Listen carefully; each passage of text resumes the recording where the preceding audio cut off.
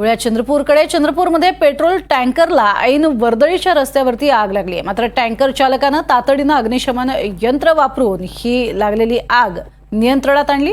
ही घटना चंद्रपूर शहरातल्या जनता कॉलेज चौकामध्ये घडली। या टँकर मागेच अनेक गॅस भरलेले टँकर देखील होते। सोबतच 100 मीटर अंतरावरती पेट्रोल पंप आणि सीएनजी पंप देखील होता। मात्र चालकानं प्रसंगावधान राखलं, सतर्कता दाखवली आणि आग विझवली, त्यामुळे मोठा अनर्थ टळला।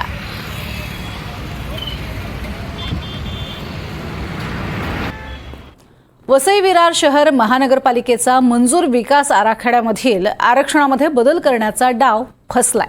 पालिका प्रशासनानं आचोळे इथे एसटीपी प्लांट आणि डंपिंग ग्राउंडसाठी आरक्षित असलेल्या जागेवर 41 अनधिकृत इमारती जमीनदोस्त केल्या।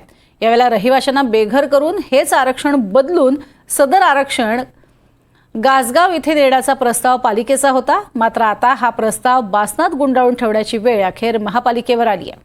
आरक्षणामध्ये बदल करण्याच्या महापालिकेच्या प्रस्तावाविरोधात स्थानिक नागरिकांनी 2500 पेक्षा जास्त हरकती नोंदवल्या। शिवाय वसई आणि नालासोपारा विधानसभेच्या आमदारांनी देखील या प्रस्तावाला विरोध केला होता। तसंच या विरोधात काँग्रेसनं देखील आंदोलन केलं होतं। त्यामुळे पालिकेनं अखेर माघार घेतल्याची माहिती वसई जिल्हा काँग्रेसचे अध्यक्ष अनिल अल्मेडा यांनी दिली आहे।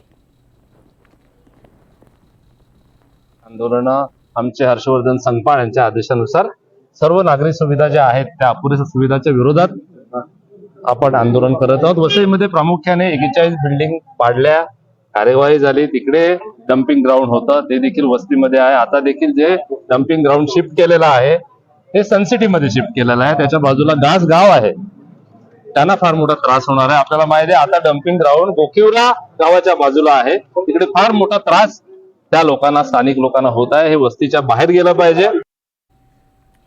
उल्हासनगरमध्ये एका 16 वर्षीय मुलीचा बालविवाह केला जात होता। ही तक्रार आल्यानंतर तिची सुटका करून तिला महिला आणि बालविकास विभागाच्या निरीक्षण गृहात ठेवण्यात आलं होतं। मात्र तिथे तिचा इतर मुलींकडून छळ केला गेल्याची तक्रार या मुलीनंच स्वतः केली। भांडी घासायला लावणं, झाडू मारायला लावणं, जेवणाचं ताट खेचून घेणं असे प्रकार आपल्यासोबत घडल्याची या मुलीची तक्रार होती। त्यामुळे ही मुलगी मानसिकदृष्ट्या खचली असून तिला उल्हासनगरच्या मध्यवर्ती रुग्णालयात दाखल करण्यात आलंय। तर मुलीला तिथनं सोडण्यासाठी चाइल्ड वेलफेअर अधिकाऱ्यांनी 1.5 लाख रुपयांची मागणी केली असा आरोप मुलीच्या पालकांनी केलाय।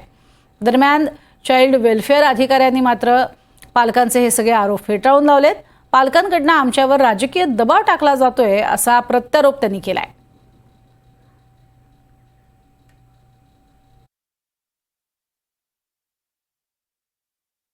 24 तारखेला माझं लग्न होतं, तेव्हा मला नेण्यात आलं संस्थेमध्ये।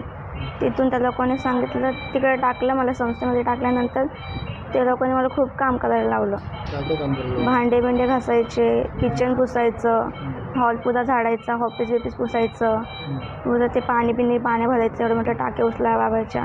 काम नाही केलं तर तिकडच्या मुली अशी बोलायच्या, करून हिला मारूया मिळून, असं तसं धमक्या द्यायच्या, मारायच्या मला। काम नाही केलं म्हणून खूप त्रास दिला मला त्या लोकांनी। ते बोले 2 दिवस मी सोडू, आम्ही त्यांना हातपाय जोडले, पुरे हे केलं। ते बोले 2 दिवसांनी सोडू, पण 2 दिवस काय सोडले नाही त्यांनी आम्हाला। मध्ये वापस 4 दिवसांनी सोडू असं बोलले। मी सगळं त्यांना लिखवापट्टी सगळं करून दिलं आहे। पोलीस चौकीचा पण सगळं तिकडनं आलं आहे रिपोर्ट। आणि हे लोकांना मी सगळं माफीनामा दिल्यानंतर ते बोलले पैसे भरा। मग ते त्यांनी आम्ही इकडे 1.5 लाख रुपये मागणी केली, 1.5 लाख रुपयाची, पण आम्ही काही देऊ शकलो नाही। मग ते पुरीला अजून अडकत चालले। आज येतो उद्या येतो असं करताय आता।